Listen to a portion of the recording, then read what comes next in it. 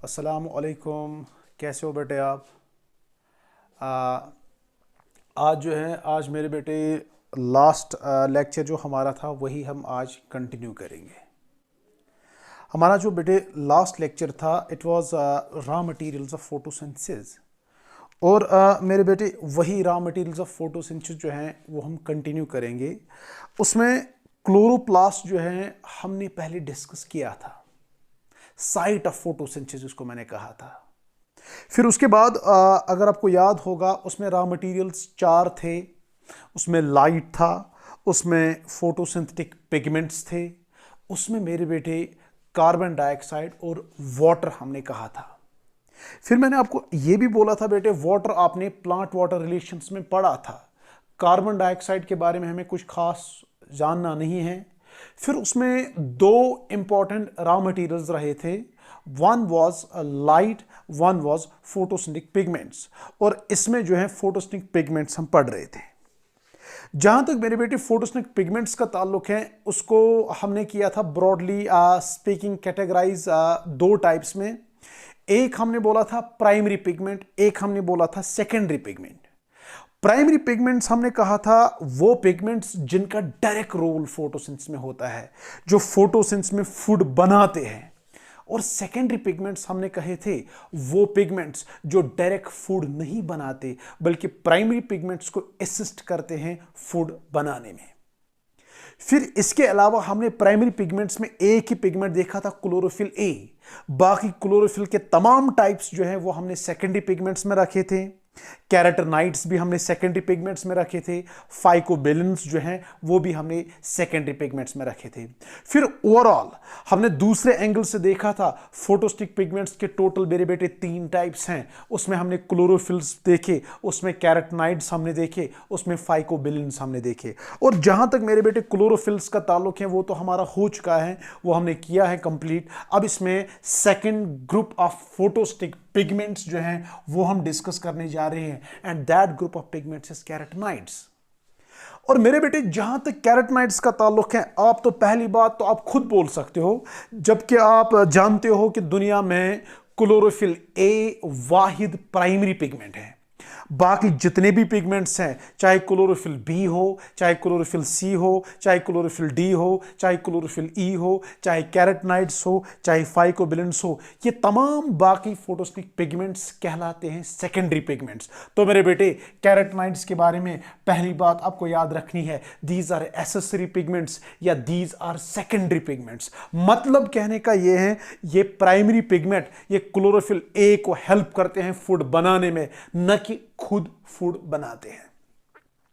और उसके बाद मैंने आपको यह भी कहा था पेपर क्रोमेटोग्राफी एक ऐसी टेक्निक है जिससे हम फोटोसिंथेटिक पिगमेंट्स को सेपरेट करते हैं, और उसके एंड में हमें एक फोटोग्राफिक फिल्म मिलती है जिसका नाम हम क्रोमेटोग्राम देते हैं। और मैंने आपको बोला था बेटा क्रोमेटोग्राम पे क्लोरोफिल्स का कैसा कलर होता है यह हमने पढ़ा था।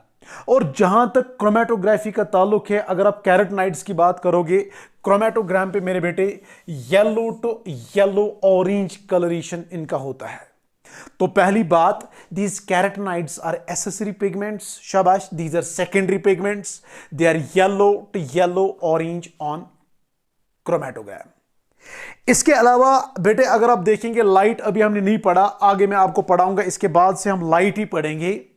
कहते हैं जब लाइट इन कैरोटीनॉइड्स पे पड़ती है उसकी डिफरेंट वेवलेंथ्स होती है। आपने इलेक्ट्रोमैग्नेटिक स्पेक्ट्रम पढ़ा होगा।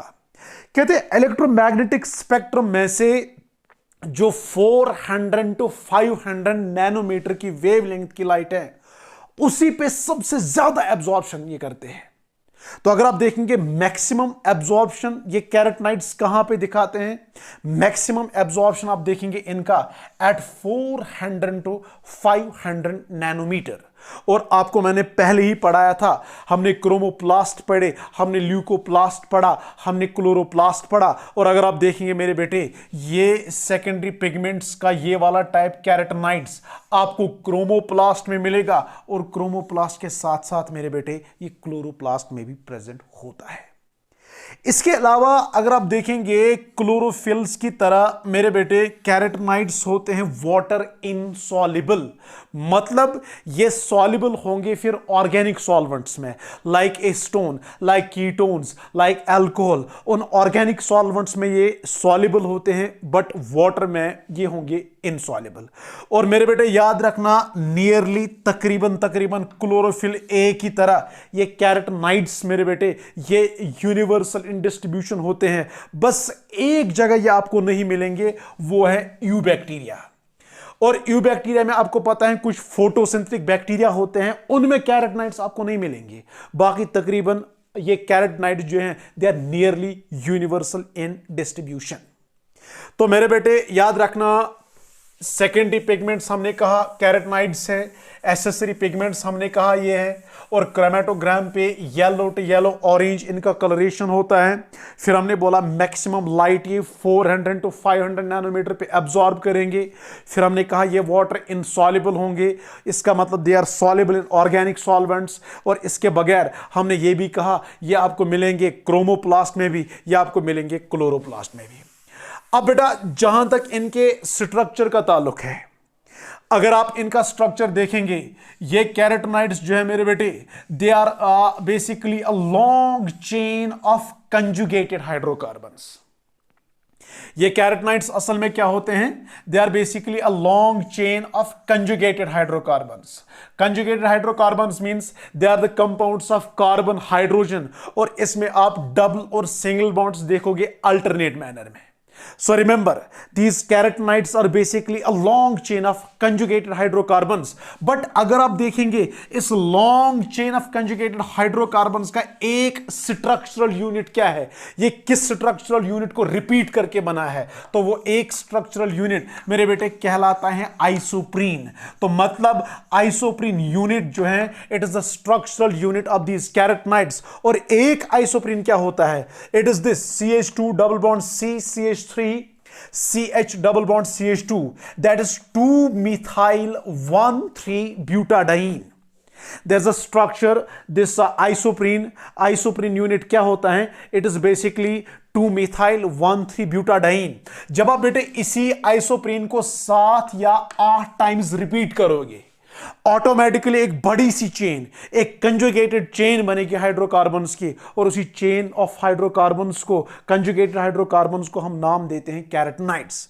तो जहां तक इनका स्ट्रक्चर का ताल्लुक है, हमने यहां एक लाइन लिखा है मेरे बेटे, long chain of conjugated hydrocarbons, और उस हाइड्रोकार्बन चेन का isoprene that is 2-methyl 1,3-butadiene जो है इट इज स्ट्रक्चरल यूनिट। इसके अलावा याद रखना बेटा, जैसे मैंने आपको लास्ट टाइम कहा था, क्लोरोफिल बनाने के लिए लाइट जरूरी होता है। अगर आपको क्लोरोफिल बायोसिंथेसिस याद होगा, मैंने आपको कहा था वो बनता है सक्सिनाइल कोएंजाइम ए से, जो उसका प्रिकर्सर होगा in presence of an amino acid glycine. उसके बाद वो पहले इनएक्टिव क्लोरोफिल बनाएगा, प्रोटोक्लोरोफिल, और जब उस पर लाइट पड़ेगी, लाइट पड़ने के बाद वो कन्वर्ट होता है into an active chlorophyll.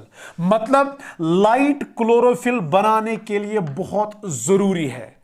But मेरे बेटे जहां तक कैरेटनाइड्स का ताल्लुक है, कैरेटनाइड्स में याद रखना, कैरेटनाइड्स को बनाने के लिए लाइट इज नॉट इंपॉर्टेंट।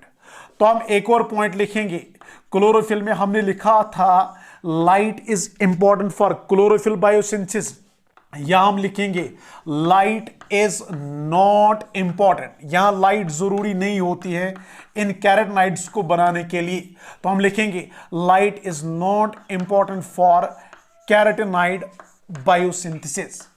तो कैरेटनाइड बायोसिंथेसिस में लाइट का मेरे बेटे कोई रोल होता नहीं। एक और इंपॉर्टेंट चीज जिगर मेरा, आप इनके बारे में याद रखोगे, these are also known as shield pigments.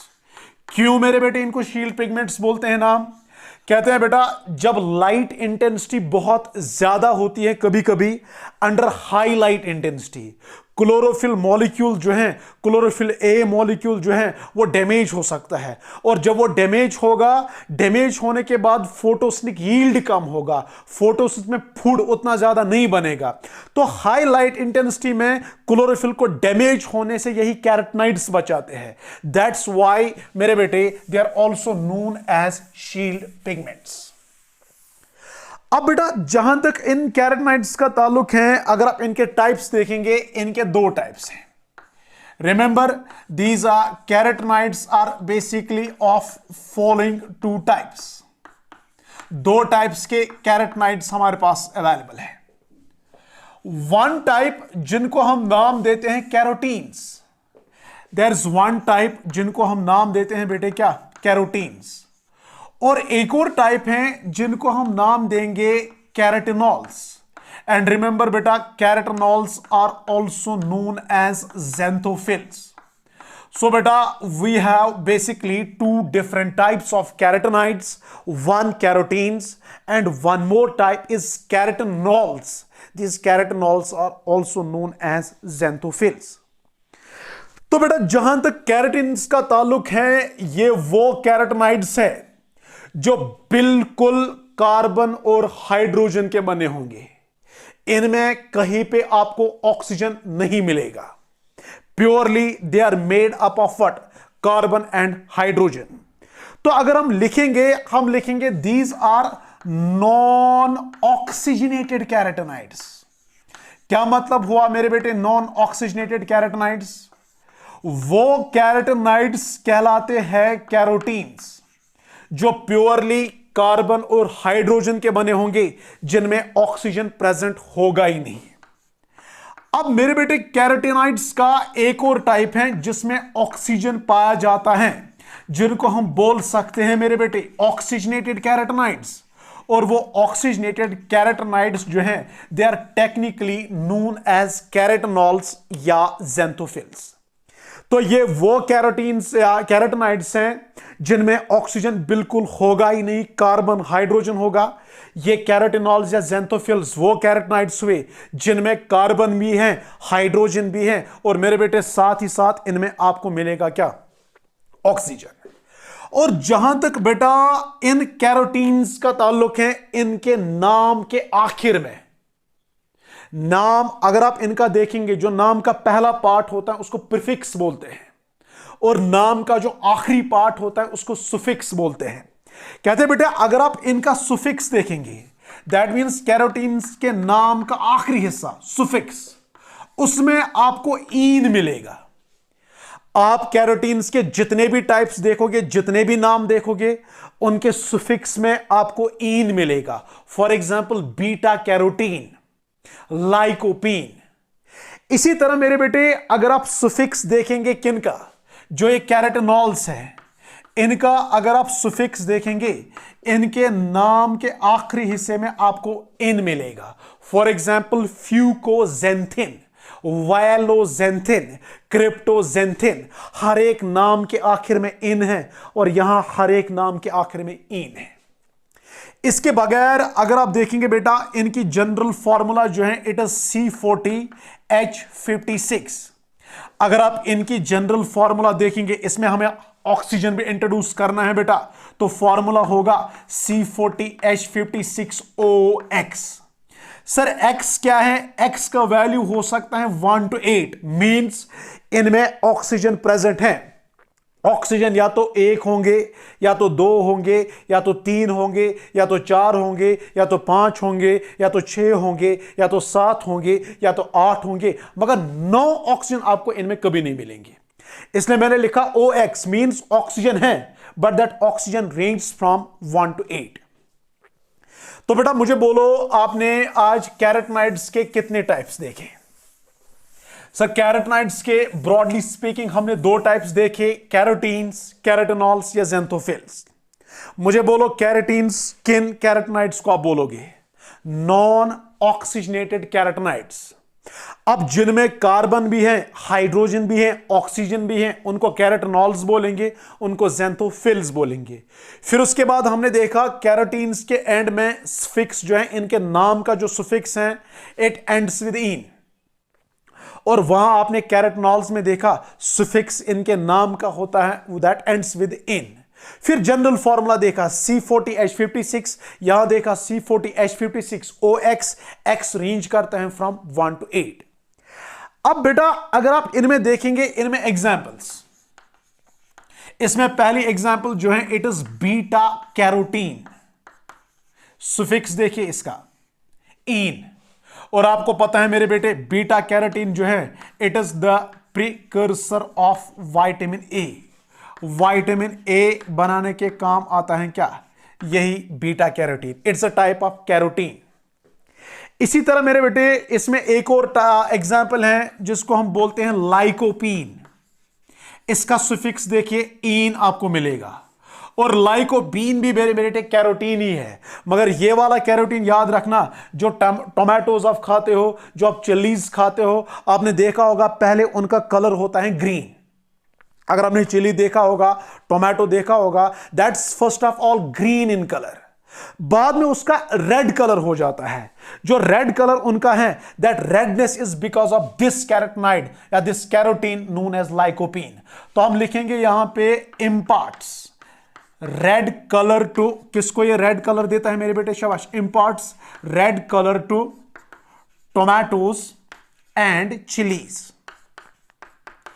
imparts red color to tomatoes and chilies। तो दो एग्जांपल्स आपको याद रखनी जरूरी है, beta carotene precursor of vitamin A, another is lycopene which gives red colour to chillies. इसी तरह बेटे अगर आप देखेंगे उस वाले साइड में, वहां आपको मिलेगा, इसमें पहला एग्जांपल जो है it is of lutein, LUTEIN, और इसका अगर आप सुफिक्स देखेंगे इसमें N होगा। और इसके बारे में याद रखना मेरे बेटे, जब आप लीव्स देखते हो स्प्रिंग में या समर्स में लीव्स का कलर होता है ग्रीन, बाद में जैसी ऑटम आता है, ऑटम में ग्रीन लीव्स जो हैं they turn into yellow colour structures. वो जो येलोइंग ऑफ लीव्स है, that yellowing of leaves in autumn is due to this carotenol xanthophyll known as lutein. तो इसके ब्रैकेट में भी आप लिख सकते हो imparts yellow colour to leaves, imparts, शाबाश, येलो कलर किसको देता है, येलो कलर टू लीव्स, कब देगा, शाबाश, gives yellow colour to leaves in autumn. इसके अलावा इसमें एक और टाइप है जिसका नाम है फ्यूकोजेंथिन। एंड रिमेंबर बेटे 2017 में आपके नीट में क्वेश्चन आया था, क्वेश्चन था जो ब्राउन एल्गी है, आपने डाइवर्सिटी में पढ़ा है, जो मेरे बेटे ब्राउन एल्गी है, क्वेश्चन था ब्राउन एल्गी में एक खास टाइप ऑफ ज़ेंथोफिल होता है, that special type of xanthophyll present in brown algae is fucoxanthin. And remember मेरे बेटे this type of xanthophyll is present in brown algae. तो इसी के साथ हमारा जो दूसरा ग्रुप है पिगमेंट्स का, दैट इज कैरोटीनॉइड्स, वो कंप्लीट हो गया। अब मेरे बेटे कैरोटीनॉइड्स के बाद एक और टाइप है, there is one more type of these photosynthetic pigments जिनको हम नाम देते हैं फाइकोबिलिन्स। पहले हमने क्लोरोफिल्स डिस्कस किए, क्लोरोफिल्स के बाद बेटा हमने डिस्कस किया इसमें कैरोटीनॉइड्स, और कैरोटीनॉइड्स के बाद अब इसमें जो नेक्स्ट ग्रुप आता है ना फोटोसिनिक पिगमेंट्स का, उनको हम नाम देते हैं मेरे बेटे फाइकोबिलिन्स। फाइकोबिलिन्स के बारे में पहला स्टेटमेंट जो मैं एक्सपेक्ट कर रहा हूं आप बोलोगे, शाबाश, दे आर एसेसरी या सेकेंडरी पिगमेंट्स, क्योंकि आप जानते हो दुनिया में बस एक ही पिगमेंट प्राइमरी है, दैट्स क्लोरोफिल ए। अब फाइकोबिलिन्स ऑटोमेटिकली जो है दे आर एसेसरी या सेकेंडरी पिगमेंट्स। उसके अलावा याद रखना मेरे बेटे, अगर आप इनका स्ट्रक्चर देखेंगे, इनका स्ट्रक्चर क्या होता है, जैसे मैंने लास्ट टाइम आपको बोला था क्लोरोफिल का स्ट्रक्चर, उसमें हमने 4 पायरोल रिंग्स ली थी। वो 4 पायरोल रिंग्स जो है मेरे बेटे, उनको बीच वाला मैग्नीशियम जो है आपस में कनेक्ट करता था। अगर आपको क्लोरोफिल का स्ट्रक्चर याद होगा, there was this metallic magnesium, central magnesium, जिसने साइक्लिक मैनर में 4 पायरोल रिंग्स को आपस में जोड़ के रखा था, और इसके अलावा इनके पास प्रेजेंट थी phytol tail. This was the structure जो हमने क्लोरोफिल्स का पहले ही पढ़ा है। Central magnesium, 4 pyrrole rings, they are attached with one another in a cyclic manner, और इसके अलावा इसके साथ अटैच है फाइटल टेल। अब आप एक चीज करिए, इस स्ट्रक्चर से बीच वाला मैग्नीशियम हटाइए, इस वाले स्ट्रक्चर से फाइटल टेल हटाइए। जब आपने फाइटल टेल हटाया, जब आपने सेंट्रल मैग्नीशियम हटाया, अब ये पायरल रिंग्स एक दूसरे के साथ साइक्लिक मैनर में अटैच नहीं होंगे, they will be open, they will be linear. तो यहां पे क्या बनेगा, यहां पे इनका स्ट्रक्चर बना ओपन, यहां पे इनका स्ट्रक्चर बना लीनियर। मगर टेट्रा पायरल तो अभी भी है ना, 4 पायरल रिंग्स तो अभी भी है, मगर ये साइक्लिक मैनर में एक दूसरे के साथ अटैच नहीं है, बल्कि ये ओपन है, ये लीनियर है। ये ओपन लीनियर टेट्रा पायरोलिक स्ट्रक्चर जो आपने देखा, विच इज विदाउट मैग्नीशियम, जिसमें कोई मैग्नीशियम प्रेजेंट नहीं है, जिसमें कोई फाइटल टेल प्रेजेंट नहीं है, जो वहां पे स्ट्रक्चर बनेगा मेरे बेटे, इसी स्ट्रक्चर को हम नाम देते हैं फाइकोबिलिन। तो मुझे बोलिए, फाइकोबिलिन और क्लोरोफिल के स्ट्रक्चर में अब क्या डिफरेंस है? वहां भी 4 पायरल रिंग्स, फाइकोबिलिन में भी 4 पायरल रिंग्स। वहां साइक्लिक मैनर में अटैच थी, यहां लीनियर मैनर में प्रेजेंट होगी। वहां बीच में मैग्नीशियम था, यहां मैग्नीशियम नहीं है। वहां फाइटल टेल प्रेजेंट था, यहां फाइटल टेल प्रेजेंट नहीं है। तो मतलब जो ये 4 लीनियर ओपन पायरल रिंग्स हैं, without magnesium, without phytol tail, इसी स्ट्रक्चर को हम नाम देते हैं फाइकोबिलिन्स। तो remember, phycobilins are non cyclic linear open tetrapyrroles which are without central magnesium and phytol tail। इसके अलावा मेरे बेटे याद रखना, ये फाइकोबिलिन्स दुनिया में आपको बस खाली 2 जगह मिलेंगे। अगर आपको इनकी लोकेशन देखनी है, दुनिया में फाइकोबिलिन्स आपको खाली 2 जगह मिलेंगे। एक तो आपको ये मिलेगा रेड एल्गी में, रेड एल्गी में आपको फाइकोबिलिन्स मिलेंगे। रेड एल्गी में फाइकोबिलिन्स के अलावा आपको क्लोरोफिल डी भी मिलता है। एंड रिमेंबर बेटा, there is a category of monerans known as BGA, blue green algae या साइनोबैक्टीरिया। साइनोबैक्टीरिया में भी आपको फाइकोबिलिन जो है वो मिलेंगे। तो remember, as far as the location of these phycobilins is concerned, they are present either in red algae या they are present in BGA, that is blue green algae या cyanobacteria। इसके अलावा इनके बारे में एक और चीज याद रखना मेरे बेटे, they are water soluble। इससे पहले हमने पढ़ा था क्लोरोफिल्स के बारे में, वाटर इनसॉल्युबल थे बट सॉल्युबल थे ऑर्गेनिक सॉल्वेंट्स में। फिर उसके बाद कैरेटनाइड्स देखे, वो भी वाटर इनसॉल्युबल हैं but they are soluble in organic solvents। but remember, out of all the photosynthetic pigments मेरे बेटे, these phycobilins are water soluble। और अगर ये वाटर soluble हैं, अगर ये पानी में डिसॉल्व होते हैं, यही रीजन है ये आपको छोटे छोटे ग्रुप्स में मिलेंगे, जिनको हम नाम देते हैं फाइकोबिलिजोम्स।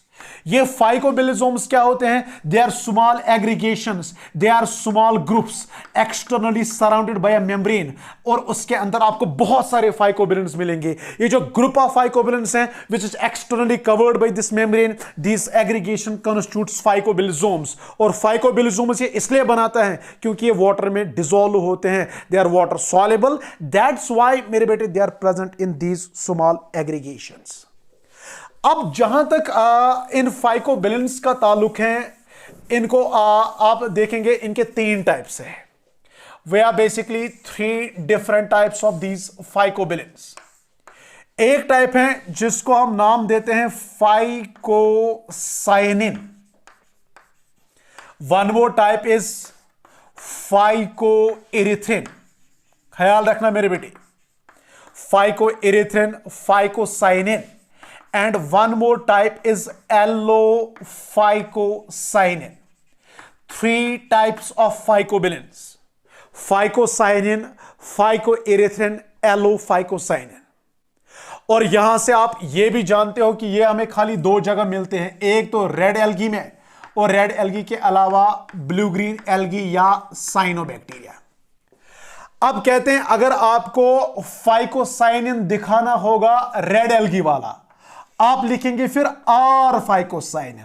आर मतलब मैं फाइकोसाइनिन की बात कर रहा हूं, मगर ये वाला किस में प्रेजेंट है? रेड एल्गी में। अगर आपको ब्लू ग्रीन एल्गी वाला फाइकोसाइनिन दिखाना होगा तब आप आगे आर नहीं लिखेंगे, छोटा सा सी लिखेंगे। सी मीन्स साइनोफाइसी, साइनोबैक्टीरिया, जो एक और नाम है ब्लू ग्रीन एल्गी का। तो उस केस में फाइकोसाइनिन का नाम बनेगा मेरे बेटे क्या, सी फाइकोसाइनिन। अब ये नहीं बोलना सर मैंने किसी जगह देखा आर फाइकोसाइनिन लिखा था, किसी जगह देखा सी फाइकोसाइनिन लिखा था, यह ये साइकोफाइनिन ही, बट आर रिप्रेजेंट करता है रेड एल्गी वाला, सी रिप्रेजेंट करता है ब्लू ग्रीन एल्गी वाला। इसी तरह आर फाइकोइरिथ्रिन होगा, आर सी फाइकोइरिथ्रिन होगा, आर एलोफाइकोसाइनिन होगा, सी एलोफाइकोसाइनिन होगा। और यही जो है यही इसके 3 डिफरेंट टाइप्स हैं। अगर आप ये वाला देखेंगे दिस सी फाइकोसाइनिन, चाहे आर फाइकोसाइनिन हो सी फाइकोसाइनिन हो, मेरे बेटे याद रखना it is bluish in colouration. और जहां तक मेरे बेटे फाइकोइरिथ्रिन का ताल्लुक है, चाहे आर फाइकोइरिथ्रिन हो चाहे सी फाइकोइरिथ्रिन हो, it is red in colour. और ये एलोफाइकोसाइनिन, चाहे सी एलोफाइकोसाइनिन हो आर फाइकोसाइनिन हो, it is going to be light blue in colour. So this marks the end of these photosynthetic pigments. देखो बेटा, अब फोटोसिंथेटिक पिगमेंट्स के बाद इसमें अब जो दूसरा रॉ मटेरियल हमें डिस्कस करना जरूरी है, दैट्स बेसिकली लाइट। और लाइट को मेरे बेटे समझना बहुत इंपॉर्टेंट है, क्योंकि जब आपको लाइट समझ आएगी आगे जाके 2-3 एक्सपेरिमेंट्स हैं वो आपको काफी आसान लगेंगे, मगर तब जब आपको पहले अच्छे से लाइट जो है वो समझ आएगी। अब मेरे बेटे जहां तक लाइट का ताल्लुक है, लाइट में हमें क्या डिस्कस करना है, लाइट में सीधे हम आएंगे इलेक्ट्रोमैग्नेटिक स्पेक्ट्रम पे। और आपने मेरे बेटे इलेक्ट्रोमैग्नेटिक स्पेक्ट्रम पढ़ा होगा। क्या होता है इलेक्ट्रोमैग्नेटिक स्पेक्ट्रम? कहते हैं सन से जो लाइट आती है उसमें जो डिफरेंट इलेक्ट्रोमैग्नेटिक वेव्स हैं, अगर आप उन इलेक्ट्रोमैग्नेटिक वेव्स को अरेंज करोगे, कैसे अरेंज करोगे सर? या तो उनकी वेवलेंथ के हिसाब से, या तो उनकी फ्रीक्वेंसी के हिसाब से, या तो उनकी एनर्जी के हिसाब से। आप तक है, आप कोई भी क्राइटेरिया लीजिए, उन इलेक्ट्रोमैग्नेटिक वेव्स को अरेंज करना as per their wavelength, as per their energy, as per their frequency. जो वहां पे अरेंजमेंट एक बनता है, उसी अरेंजमेंट को हम नाम देते हैं electromagnetic spectrum. So tell me what's electromagnetic spectrum? शाबाश। Arrangement of electromagnetic waves, EW means electromagnetic waves. Arrangement of electromagnetic waves, कैसे अरेंज करोगे उनको? In the order of lambda means wavelength, in the order of nu, nu means frequency. आप उनको frequency के लिहाज से arrange करो, आप उनको वेवलेंथ के लिहाज से अरेंज करो, आप उनको एनर्जी के लिहाज से अरेंज करो। मेरे बेटे जो वहां पे अरेंजमेंट बनता है उसी अरेंजमेंट को हम नाम देते हैं इलेक्ट्रोमैग्नेटिक स्पेक्ट्रम। जैसे कि मैंने यहां पे एक इलेक्ट्रोमैग्नेटिक स्पेक्ट्रम जो है वो बनाया है। अब हमने इन इलेक्ट्रोमैग्नेटिक वेव्स को ऐसे कैसे अरेंज किया वो मैं बाद में बोलूंगा, पहले आप वेव्स का नाम सुनो। फर्स्ट इलेक्ट्रोमैग्नेटिक वेव जो इस अरेंजमेंट में आती हैं, that's cosmic rays. Cosmic rays के बाद मैंने दिखाया गामा रेज, गामा रेज के बाद मैंने दिखाई एक्स रेज, एक्स रेज के बाद यूवी रेज, यूवी रेज के बाद विजिबल रेज या विजिबल स्पेक्ट्रम, उसके बाद से इंफ्रारेड, उसके बाद से माइक्रोवेव्स, उसके बाद से मेरे बेटे radio waves. This is the electromagnetic spectrum. Cosmic rays, gamma rays, X rays, UV rays, visible rays, infrared, microwaves and radio waves. अब सर हमें बोलिए आपने इनको अरेंज कैसे किया?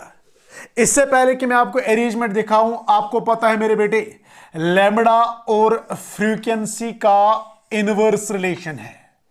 क्या मतलब हुआ लैम्बडा और फ्रीक्वेंसी का इनवर्स रिलेशन है? आप फिजिक्स में फोटो इलेक्ट्रिक इफेक्ट में ये तमाम इक्वेशन जो है वो देखोगे। लैम्बडा और फ्रीक्वेंसी का इनवर्स रिलेशन मतलब अगर किसी इलेक्ट्रोमैग्नेटिक वेव का लैम्बडा ज्यादा होगा, वेवलेंथ ज्यादा होगी, उसकी फ्रीक्वेंसी कम होती है। मींस वेवलेंथ ज्यादा, फ्रीक्वेंसी कम, या हम बोलेंगे वेवलेंथ कम, फ्रीक्वेंसी ज्यादा। और इसके अलावा मेरे बेटे एनर्जी और फ्रीक्वेंसी का डायरेक्ट रिलेशन होता है। मींस जितना किसी इलेक्ट्रोमैग्नेटिक वेव का फ्रीक्वेंसी ज्यादा होगा, आप देखेंगे उसकी एनर्जी ज्यादा है। तो मुझे बोलो, what is the relationship between lambda and frequency? It's inverse relation. Means ज्यादा लैम्बडा कम फ्रीक्वेंसी, कम लैम्बडा ज्यादा फ्रीक्वेंसी। और एनर्जी और फ्रीक्वेंसी का डायरेक्ट रिलेशन है, ज्यादा फ्रीक्वेंसी ज्यादा एनर्जी। अब मुझे बोलो, उस हिसाब से मैं आपको एक चीज बोलूंगा, अरेंजमेंट आप मुझे खुद देना बाद में, अरेंजमेंट क्या है। ये दो इक्वेशंस में जहन में रखते हुए पहले मैं आपको बोलूंगा, इन तमाम इलेक्ट्रोमैग्नेटिक वेव्स में मेरे बेटे जो कॉस्मिक रेज हैं, उनका न्यू जो है मैक्सिमम है। मींस फ्रीक्वेंसी ज्यादा है। मैंने यहां पे इलेक्ट्रोमैग्नेटिक वेव्स को अरेंज किया। अरेंजमेंट में आपको अभी बोल ही नहीं रहा हूं, मैंने उनको किस ऑर्डर में अरेंज किया वो आप खुद बोलोगे। बस ये दो इक्वेशंस आप जहन में फिट कीजिए। मैं आपको यही से कह रहा हूं, कॉस्मिक रेज का फ्रीक्वेंसी सबसे ज्यादा है इन इलेक्ट्रोमैग्नेटिक वेव्स में, और लैम्बडा इस इक्वेशन के हिसाब से इसका सबसे मिनिमम होगा। क्योंकि मैं यही से कह रहा हूं फ्रीक्वेंसी सबसे ज्यादा है। फ्रीक्वेंसी अगर सबसे ज्यादा है मतलब मिनिमम इसका होगा फिर क्या, लैम्बडा इसका सबसे कम होगा। गो वेवलेंथ इसकी सबसे कम है, फ्रीक्वेंसी सबसे ज्यादा है, और जिसकी फ्रीक्वेंसी सबसे ज्यादा होगी बेटे एनर्जी भी उसकी मैक्सिमम होती है। तो among all these electromagnetic waves, it is these cosmic rays which have got maximum frequency, which have got maximum energy, but they have got minimum wavelength. और अगर आप देखेंगे रेडियो वेव्स का मेरे बेटे सबसे मिनिमम फ्रीक्वेंसी होगी, और मिनिमम फ्रीक्वेंसी मतलब मिनिमम एनर्जी, और मिनिमम फ्रीक्वेंसी का मतलब maximum wavelength as per this relation. अब मुझे बोलो, cosmic rays, gamma rays, X rays, UV rays, visible rays, infrared, microwaves, radio waves, इनको मैंने अरेंज तो किया। अब मैंने ये भी कहा कॉस्मिक रेज का फ्रीक्वेंसी ज्यादा, एनर्जी ज्यादा, वेवलेंथ कम। यहां से मैंने कहा रेडियो वेव्स की energy come, frequency come, but wavelength ज्यादा।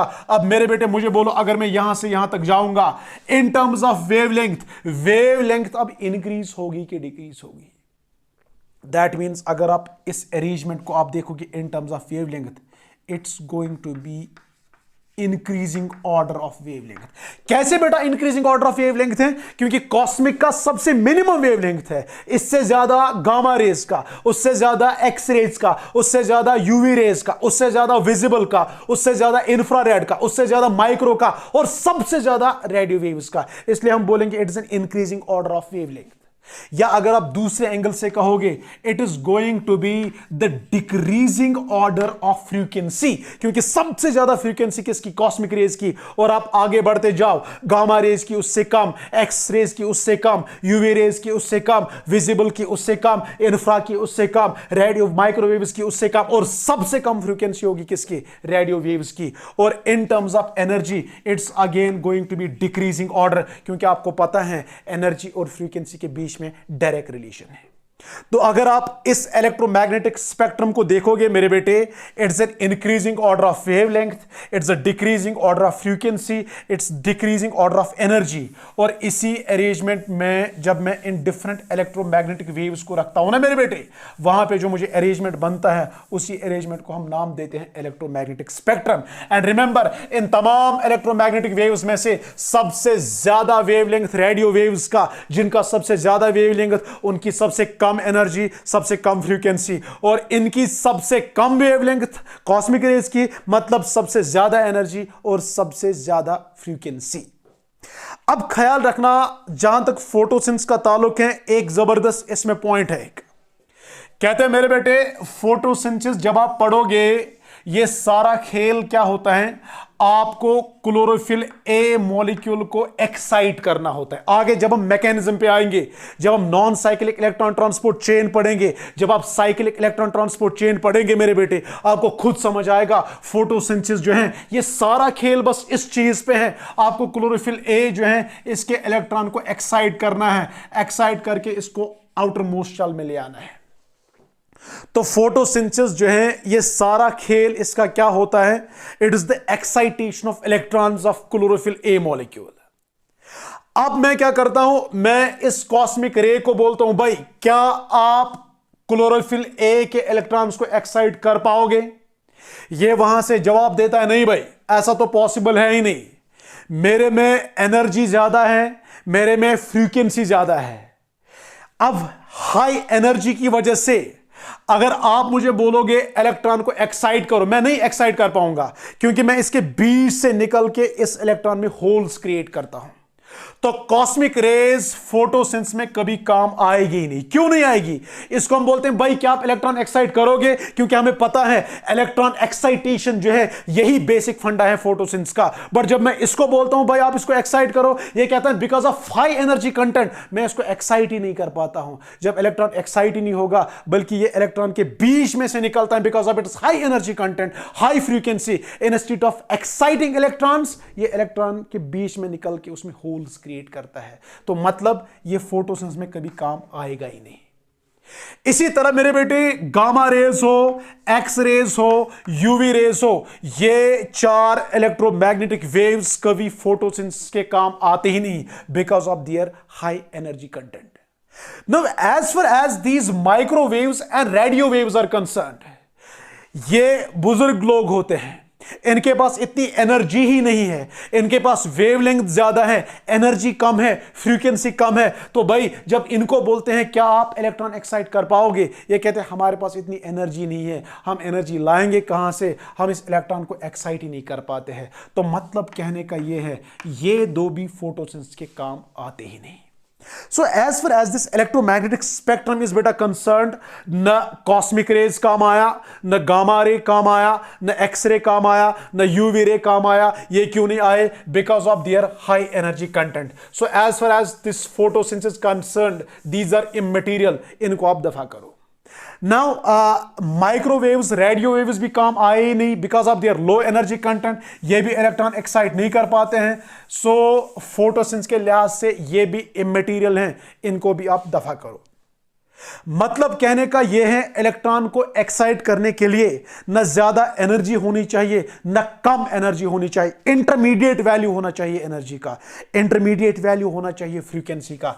वो इंटरमीडिएट वैल्यू होता है मेरे बेटे या तो विजिबल रेज का या तो इंफ्रारेड का। इसलिए याद रखना जिगर मेरा, जो प्लांट्स हैं, जो फोटोसिंथेटिक प्रोटिस्टा है, वो तमाम फोटोसिंथेसिस करेंगे but in visible region, in visible spectrum, under visible raise. तो रिमेंबर बेटे, अगर आप बात करोगे फोटोसिंथेटिक प्रोटिस्टा की, अगर आप बात करोगे प्लांट्स की, वो फोटोसिंथेसिस दिखाते हैं मगर किस वेवलेंथ में? तो हम लिखेंगे यहां पे photosynthetic protists and plants they photosynthesize under visible rays। और अगर आप बात करोगे फोटोसिंथेटिक बैक्टीरिया की, तो फोटोसिंथेटिक बैक्टीरिया जो है ना मेरे बेटे, वो भी फोटोसिंथेसिस दिखाएंगे मगर वो फोटोसिंथेसिस दिखाते हैं इन इंफ्रारेड रीजन। न किसी के काम कॉस्मिक रे आया, न किसी के काम गामा रे आई, न किसी के काम दिस एक्स रे आई, न किसी के काम UV ray I because of their high energy content. Similarly microwaves और रेडियो वेव्स का भी कोई काम ही नहीं है फोटोसिंथेसिस में because of there low energy content. अब काम आते हैं इस इलेक्ट्रोमैग्नेटिक स्पेक्ट्रम में दो, एक तो विजिबल रेज, एक इंफ्रारेड रेज। इंफ्रारेड रेज आती हैं फोटोसिंथेटिक बैक्टीरिया के काम और विजिबल रेज आती हैं किन के काम? फोटोसिंथेटिक प्रोटिस्टा और प्लांट्स के काम। अब बेटा मुझे एक सिंपल क्वेश्चन का आंसर बोलो, अब फोटोसिंथेटिक बैक्टीरिया और प्लांट्स, इन दो में से हायर वेवलेंथ पे कौन फोटोसिंथेसिस करता है? हायर वेवलेंथ पे प्लांट फोटोसिंथेसिस करेगा कि फोटोसिंथेटिक बैक्टीरिया? शाबाश, जाहिर सी बात है अगर आप इस ऑर्डर में गए होंगे, ये वाला ऑर्डर जो है it is increasing order of wavelength. इसका मतलब विजिबल से ज्यादा वेवलेंथ किसकी है? इंफ्रारेड की। जब इसकी ज्यादा वेवलेंथ है इसका मतलब फोटोसिंथेटिक बैक्टीरिया जो है दे फोटोसिंथेसाइज एट हायर वेवलेंथ। अब लोअर वेवलेंथ पे कौन करता है फोटोसिंथेसिस? प्लांट्स करते हैं। अच्छा मुझे बोलो हायर फ्रीक्वेंसी पे कौन करता है? अगर आप यहां से यहां जाओगे इन terms of frequency it is decreasing order. मतलब यह कहने का है हायर फ्रीक्वेंसी पे प्लांट्स फोटोसिंथेसिस करेंगे, लोअर फ्रीक्वेंसी पे फोटोसिंथेटिक बैक्टीरिया फोटोसिंथेसिस करेगा। और इसी तरह हायर एनर्जी पे आप देखेंगे प्लांट्स फोटोसिंथेसिस करते हैं और लोअर एनर्जी पे बैक्टीरिया फोटोसिंथेसिस करता है। तो बेटा याद रखना जो विजिबल और इंफ्रारेड हैं यही फोटोसिंथेसिस के काम आते हैं। इंफ्रारेड पे फोटोसिंथेटिक बैक्टीरिया फोटोसिंथेसिस फोटोसिंथेसिस करेंगे, विजिबल में प्लांट्स और फोटोसिंथेटिक प्रोटिस्टा फोटोसिंथेसिस करेंगे। हायर वेवलेंथ पे बैक्टीरिया करते हैं, लोअर वेवलेंथ पे प्लांट्स करते हैं। हायर फ्रीक्वेंसी पे प्लांट्स करते हैं, लोअर फ्रीक्वेंसी पे बैक्टीरिया करता है। हायर एनर्जी पे प्लांट्स करेंगे और लोअर एनर्जी पे फोटोसिंथेसिस करते हैं कौन? Photosynthetic bacteria. नाउ बेटे जहां तक इस विजिबल रेज का ताल्लुक है, अगर आप देखेंगे ये स्टार्ट होता है 390 नैनोमीटर से और एंड होगा 760 नैनोमीटर तक। So this visible spectrum range from 390 to 760 nanometre. और यहां से यहां तक ये जितनी भी वेवलेंथ है ये प्लांट यूज करता है फोटोसिंथेसिस करने के लिए। मगर इसमें से सबसे ज्यादा पसंदीदा लाइट जो प्लांट यूज करता है, जो प्लांट पसंद करता है फोटोसिंथेसिस करने के लिए, इट इज 400 टू 700 नैनोमीटर। हालांकि 390 भी यूज करता है, 760 भी यूज करेगा, सब यूज करता है, मगर इसकी जो पसंदीदा वेवलेंथ होती है that's from 400 to 700 nanometre. That's why this range of wavelength is known as PAR. PAR क्या होता है? PAR means photosynthetically active radiations. जरा बेटे मुझे बोलो फोटोसिंथेटिकली एक्टिव रेडिएशंस का मतलब क्या होता है? सर विजिबल स्पेक्ट्रम में, विजिबल रेज में वो वाला कंपोनेंट वेवलेंथ का जो प्लांट पसंद करता है फोटोसिंथेसिस करने के लिए, जो प्लांट यूज करता है सबसे ज्यादा फोटोसिंथेसिस करने के लिए, that is ranging from 400 to 700 nanometre, और उसी को हम पार नाम देते हैं। That is photosynthetically active radiations. That's photosynthetically active radiations. अब बेटा इसमें दो स्टैट्स आपको याद रखने हैं। लाइट खैर इतना ही है, बस इसके एंड में मैं आपको 2 पॉइंट्स बोलूंगा। पार आप समझ ही गए होंगे, visible light range from 390 to 760, और इसमें से 400 टू 700 जो है it's PAR, photosynthetically active radiations, जो प्लांट सबसे ज्यादा पसंद करता है फोटोसिंथेसिस करने के लिए।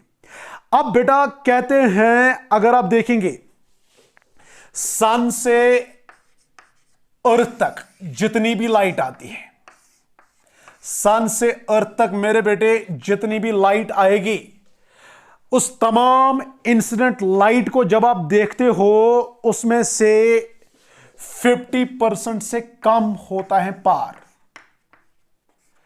सन से अर्थ तक जितनी भी लाइट आएगी, अगर आप उसकी स्क्रीनिंग करोगे उसमें से आपको 50% से कम मिलेगा क्या? पार, फोटोसिंथेटिकली एक्टिव रेडिएशंस। चलो मैंने माना 50% से कम है। कहते हैं जो ये 50% से कम पार है, चाहे अब 40% हो, 45 हो, 30% हो, 25% हो, बस गर्ज कहने का यह है 50% से कम होगा। अब जो ये 50% से कम पार है, प्लांट उसमें से 2 से लेके 10% जो है यूज करता है फोटोसिंथेसिस करने के लिए। तो मतलब लाइट जितनी भी सन से आएगी अर्थ तक, उसमें से 50% से कम लाइट होगी फोटोसिंथेटिकली एक्टिव रेडिएशंस, मतलब 400 टू 700 नैनोमीटर। अब 50% से कम है, चलो कम होने दो, उसमें से भी प्लांट खाली यूज करता है 2 से 10% किसके लिए? फोटोसिंथेसिस करने के लिए। और कहते बेटा जो सन से अर्थ तक अब टोटल लाइट आएगी, अब हम पार और नॉन पार की बात करेंगे ही नहीं, हम बोलेंगे सन से जितनी भी लाइट अर्थ तक आई, प्लांट्स यूज करते हैं less than 1% to carry out photosynthesis. 2 statement से, इससे आपको थोड़ा बहुत शायद कंफ्यूजन हुआ होगा। कहते हैं ऑफ द टोटल सनलाइट जो अर्थ तक आ गई, less than 50% is PAR, means 400 to 700 nanometre, और उसमें से प्लांट 2 से लेके 10% यूज करता है। ये 2 टू 10% वैल्यू कब आएगा? जब हम बात करेंगे खाली पार की। अब अगर पार और नॉन पार को हम साइड में रखेंगे, हम कहेंगे सन से जितनी भी लाइट अर्थ तक आएगी, प्लांट उसमें से यूज करता है लेस देन 1%, लेस देन 1%। तो जाते जाते मेरे बेटे स्टेटमेंट्स 2 आप लिखेंगे। Of the total incident light, शाबाश, of the total incident light means sun से जितनी भी लाइट आती है, of the total incident light, very good, less than 50% is PAR. You note down this statement, of the total incident light, less than 50% is par, and plants use only 2 to 10% of it, and plants use only 2 to 10% of it. दूसरा statement आप लिखेंगे, शाबाश. Of the total incident light, plants use only 1%. Plants use only 1% or less than 1%. Thank you.